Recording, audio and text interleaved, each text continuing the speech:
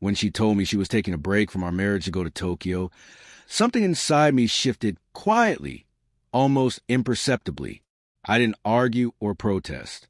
I just nodded, forced a smile that didn't reach my eyes, and let her excitement fill the room like sunlight streaming through an open window.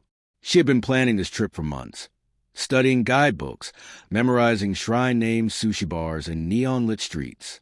It was as if imagining this escape could somehow dissolve the silent tension that had grown between us. I watched her pack with a mix of admiration and unease. When we first met, we dreamed of seeing the world together, chasing adventures and building a life stitched from shared experiences. Yet as I stood there, I realized how alien our own home had become. Once she left, the apartment felt strange, emptier than any city she could visit. I didn't collapse or lash out.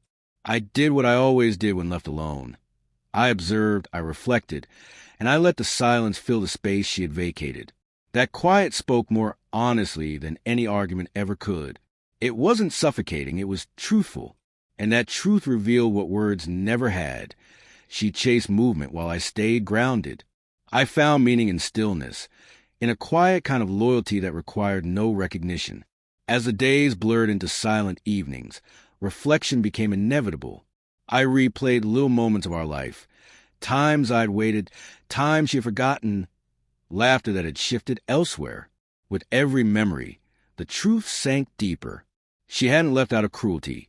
She had simply grown into someone who needed something different. While I had remained constant, someone she may have stopped seeing. By the time she returned from Tokyo, I had changed too. The apartment looked the same, but the energy inside it was different. I had spent those days not stewing in resentment, but sharpening my sense of self. Each hour had refined the boundaries of what I would no longer accept. She came to the door glowing from her adventures, unaware that the version of me she had left behind no longer existed. Her smile faltered as she sensed it. The subtle shift in energy, the stillness that no longer waited for her. There was no anticipation, no notes, no messages trying to pull her back. When our eyes met, she didn't see the man who had always bent to her moods. She saw someone who had quietly grown in her absence. She expected relief, perhaps longing, but what she found was calm. I greeted her with a simple nod, mentioning her trip only as a passing detail, and let the silence speak louder than confrontation ever could.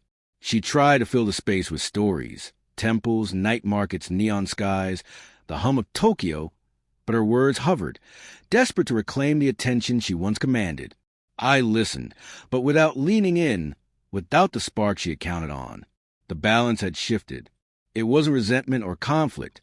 It was equilibrium finally restored. She began to notice what she had once overlooked.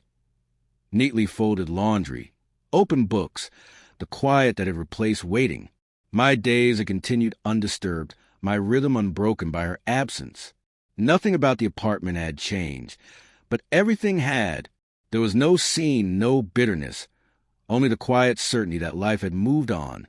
By the end of the evening, she understood that the world she assumed had paused for her absence had, in truth, continued to move forward, and I had been the one moving it.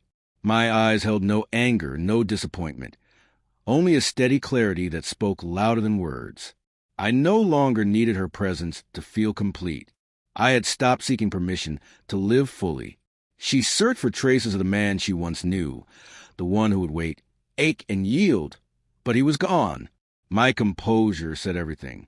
Her vivid stories began to fade, their brilliance dulled against the quiet assurance of my life continuing.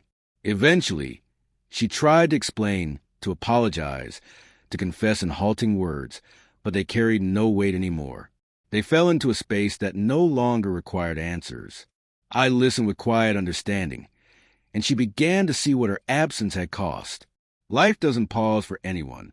She learned that in the silence she once thought she controlled, I had been moving steadily, freely, with purpose.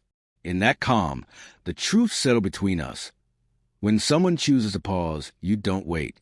You grow. You move forward. You become. And by the time they return, they may find that what they left behind no longer waits for them.